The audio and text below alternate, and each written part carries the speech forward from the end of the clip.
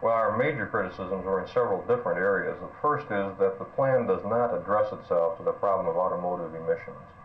It concludes that federal emission limitations on new automobiles will be all of the limitations on automobile emissions that will be necessary. This fails to take cognizance of the fact that those emission requirements deal only with a brand new car as it's wheeled out of the factory. It doesn't say anything about its emission levels a week later, much less 6 months or a year later.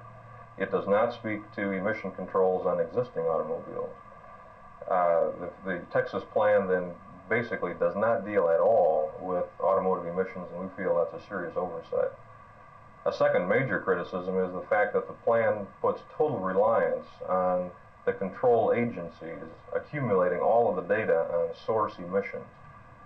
This, considering the number of sources in Dallas or in Houston or in other areas of the state, is obviously impractical and an impossibility.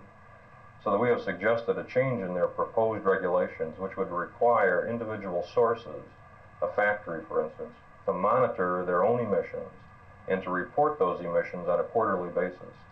In order to ensure the accuracy of such reports, we have further suggested that a responsible official of each reporting source be held personally liable for the accuracy of the data. Well, on the basis of everything that's going on, what do you suggest that a concerned citizen who perhaps can't go to Austin or feels he can't understand it could do? I think it's very important that concerned citizens do make this effort to go to Austin. They can submit their ideas in writing to the Texas Air Control Board, but I really feel public representation in Austin is very important. The hearing is to be held at the Stephen F. Austin Hotel. It's going on right now. It'll be going on Saturday, and concerned citizens should take it upon themselves to drive down and have some input.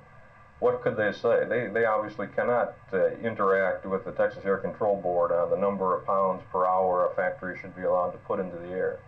But the plan should entail areas that are not strictly technological, that the control of air pollution clearly, like the control of all environmental pollution, will not depend solely on technological advances, but must include considerations that are more sociologic in their background. Now, what do you mean by that?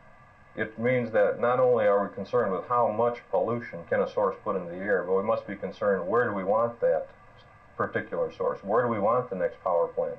Do we want another power plant? Is it important, is it necessary that Dallas expand in its current confines to the point that we need 2 or 3 or 4 more power plants in our immediate area? Is this the kind of growth we want for our area? It deals with automobiles. Do we each need to have a car? Are we then going to be concerned only about limiting emissions from our car, or should we consider a whole different type of transportation for our area? And are the people willing to go along with that kind of proposal? It's this kind of implementation, this kind of input into the plan, that I think citizens can markedly influence the decisions of the Texas Air Control Board. If they thought citizens were interested in mass transport, they would be more interested themselves in exploring the feasibility and the ultimate effects on air quality that mass transportation planning and input might have.